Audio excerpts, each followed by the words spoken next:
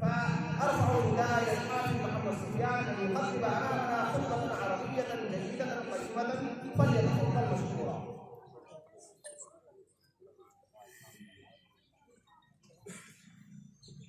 السلام عليكم ورحمة الله وبركاته. بسم الله الرحمن الرحيم. الحمد لله نحمد الله ونشكره إلى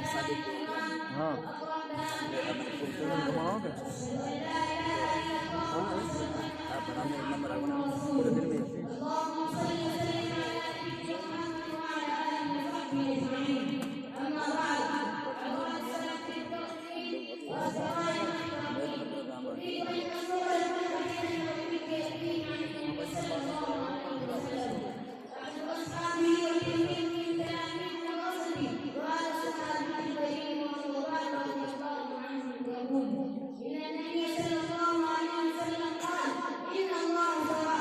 للأرض طريق شاحها ومغاربها وإن كل أمتي سيدعون أجمل بها وأعطي كل زيد الأحمر والأبيض وإني سألت ربي ألا يكون مسلم عامة وألا يسلل عليهم عدوا من سواه فيستبيح بالغضب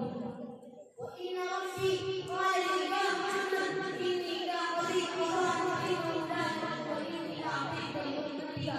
ألا أمرهم مسلم عامة وألا أسلل عليهم عدوا من سواه فيستبيح بالغضب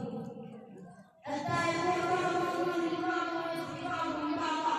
زملائي الكرام، مع هذه البركة الجميلة من سيد المرسلين ومع الرحمة والذين قصدوا النبيين ومع المعجزات والآيات التي أظهرت الصالح والبخت والذي لا يجوز